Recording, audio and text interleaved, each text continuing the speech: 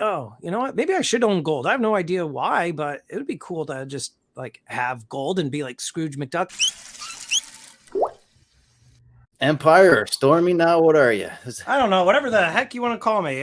People call me Stormy still. And I've noticed in you specifically that you've really changed strategies just probably within the last year and a half. So I guess my first question is like, where did you start? What drew you in and what did you start stacking? So you nailed it right on the head in terms of the change in stacking strategy. You know, I think this is something that's not uncommon. I started by and large just trying to buy silver and gold at the lowest prices possible. So I would, you know, try to get some silver rounds. Back in the day, American Silver Eagles, you could get these for $17.50, you know, like $2, $2.50 over spot.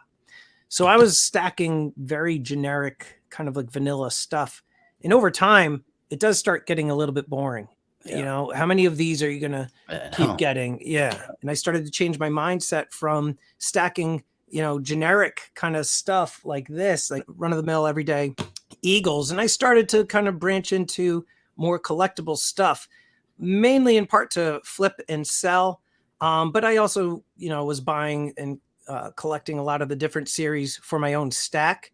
And then you fast forward a little bit more. As of the last year and a half, like you pointed out, I actually shifted from stacking both silver and gold to now primarily I'm just stacking gold now. Yeah. Nobody needs this much silver. I sold off a big bulk of it all. And a lot of the profits I kind of just dumped into gold. I do also see myself now starting to get some of the more of the collectible stuff that I said I would never buy. This stuff here because it commands a little bit of a higher premium. I saw that Scrooge McDuck you got, that gold one. Yeah. I don't know if you brought. Oh, you did bring it out. Nice. Oh, here it is. Yeah, I think it's so sweet. Man. I love this thing. I've been given so many offers on it. I'm like, not for sale. Yeah. They're hard to find too. Are they? Sure. Yeah. Was there another reason why you wanted to change your strategy? Sure. What got me started? Okay, there were two things that happened. I think in the mid 2000s, you know, 10th-ounce Eagles, about 30 of those for like $104 a piece. Oh my god! And then I bought like one 1-ounce gold Eagle for like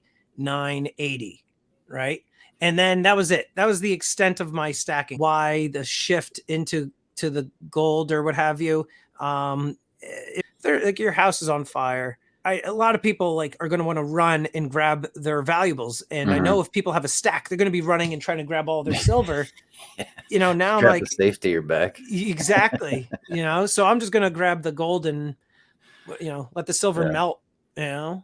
But if you had to go back and like in the beginning of your stacking day, what would you have changed? And what do you see now that's most important for new stackers to understand before they go ahead and jump in and start buying a bunch of it? It's a really good question. I think it comes down to what your goal is and your age and what your overhead is like, your income. You and I are around the same age. You know, we're relatively young. Right. We still have, you know, 20, 25 years until retirement. So for people like you and myself in our current, you know, stage of life, you know, you have nothing but time to stack silver and gold. You know what I mean? Right. And, you know, we have so many other things that we have to pay for. Like, you know, we have, you know, if we end up having kids, I don't know if you have kids, but I've got two I have to save for. Not yet. You're like, hold off on that. I need some more gold first. Yeah. But that's the thing. Like, so you got to start putting money aside for college. You got to start paying, you know, there's sports. You got to pay for their clothing. You got to feed them. You got to keep them alive. Like there's all these different things, you know, that come into play. And so I would say you got to think of, you know, just like what your long-term goal is. Cause in my opinion, this is a long-term thing. You know, so my plan is I'm going to keep stacking until retirement. And then, and then when I'm there, I'll probably, that'll be it. And then I'll start liquidating, a little bit each month as a supplement to everything else that I have been able to put away for myself.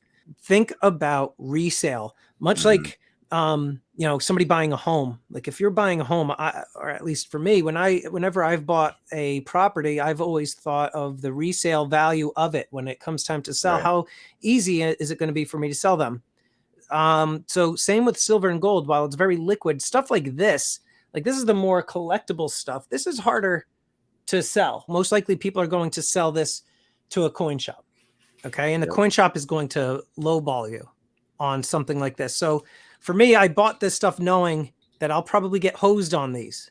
You might be able to sell them on eBay, but you should know what the resale value is like and how easy is it to liquidate. So don't get caught up in the high end collectible stuff if you're, not willing to lose a little bit of money on it. Yeah, absolutely. This stuff, Maple Leafs, Gold Eagles, stuff like that, that's a lot easier to move. And so I would say people that just start out stacking, start, slow. Silver and gold, like generic, easy to, sell type stuff, and then ease into the more collectible stuff. Yeah. So that's a good point too, is the resale, because I always stress whenever I chat with anybody in this that likes to stack or collect, it's all about a relationship with your LCS. Oh yeah. Because if you ever do need to sell right now, where are you going to go? Yeah. You got to go to him or someone like him. And it's best to, even if you're not buying tons from him, get in there and try to talk to him and have a good time with him, just so he knows who you are. Absolutely. And what about gold bars and stuff like that? They're fine to purchase. Overall, they're going to bring your, average cost per ounce down, which is a good thing. But when you go to resell it, you're going to get less back. right. And that's just the truth about it. So when people say, oh, Eagles, when you buy those, there's a higher premium on them, but you do get your premiums back when you sell them. And that's true. If I go to sell an LCS, if I go to sell this Eagle, I'm going to get more money for this as opposed to like a generic Buffalo round. There's merit in owning some of that stuff.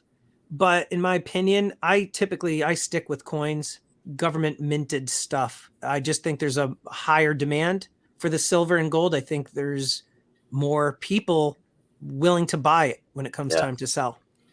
And I had an experience like that. I have a great relationship with my LCS, and I'm sure you do too, because we both do auctions. But yeah, there was I think it was a 50 pesos gold coin that he had, and I'm looking at it, and he's like, "You want it?" And I was like, "Well, I don't know." And I thought it was, I didn't even know it was overannounced, to be honest. That's how naive I was about it. And he's like, "I'll give it to you for spot." And I was like, "Really?" Because he's never sold me anything at spot, And he said, "Well, it's not going to sell in my store because it's not it's not really recognizable. It's not like it's a super collector item either." But people would much rather have, there you go, there it is. Yep. People would much rather have the Eagles or the Maples or something recognizable versus buying something, the peso. Far fewer people, like you said, know what this is. Really only it came from being inside the stacking community that I even learned about this stuff. Like I didn't know about Mexican gold and silver. We learn a lot from one another. Yeah, absolutely. So, but yeah, I couldn't agree. Actually, it says it right on here, 37.5 grams. Yep. I was shocked too. I did not, because he gave me the spot price. I was like, "That's not spot." He's like, "Oh no, it weighs more than an ounce." It's like, "Oh, okay." Oh man, good for you that you got it at spot though. This is like something on a bucket list because it is so expensive due to the extra gold. Yep, absolutely. I was and the other guy that works at the LCS too, he looks at him, he's like, "Yeah, I didn't get that offer." He's like, "Well, yeah." He works there, and you know what though? I bet your LCS sees value in doing work with a YouTube channel. Yeah. Oh yeah. He does. It's like an investment on their behalf, I'm sure. And I know you've done some live stream auctions directly from the coin shop. Yeah, and they've done really well for him too. Yeah. Well, both of us really, Yeah, so, it doesn't hurt for them to throw you a bone because it's a relationship that's paying off for the both of you. If I had to look at what you're doing now, I would say you're more of a collector than anything else. Yeah. Yeah, I would say that's about right. I would say collector stacker in that I definitely am still buying gold and contributing to my gold stack. But it is, like you said, like collecting. Like now I started to buy like Mexican gold, and I bought a whole bunch of pre-33 stuff. And so like it's like, okay, I got the pre-33 stuff, move on to the next thing. Yeah, I know. That's getting pretty hot too lately. It is. The pre-33 and the Mexican stuff right now is pretty much on fire. And there's like a progression I can see in that small portion of the larger portion of YouTube that Hmm. went from buying everything and anything they could get their hands on to, all right, now we're a little bit more focused on this. And, Yes. now we're Yep. moving on to the older, more expensive stuff. Yeah. You definitely see a shift in people's buying patterns and their tastes. And when you have the same people participating on the auctions, week in and week out, you start to see, their buying patterns. Yep. Absolutely. So do you have any advice for people that, started collecting and not stacking, as far as what to look out for? Yeah. What holds value better than something else? So this is something I'm asked quite a bit, and I'm sure you're asked as well, especially as you and I are resellers of the silver and gold. There, obviously, number one, collect what you like, buy what you like because it's your stack, it's individual to you. The beautiful thing about this hobby is that there's subject matter for just about anybody, reputable dealers, and you're not getting hosed. Hmm. You can certainly make your purchases, but you got to make sure that you're buying, for the best price possible and from a trusted source. Not a lot of people have the Sigma Metalytics verifier. I would recommend, depending on how big you get into stacking, the people watching this video, you could pick up one of these, for maybe like $1,200. Check to see if your stuff is real or not, Yeah, that could save you tons of money over years of stacking or collecting. Thanks for watching the Plumber Stacker, where I show you my stack, but not my crack. Please like, share, and subscribe.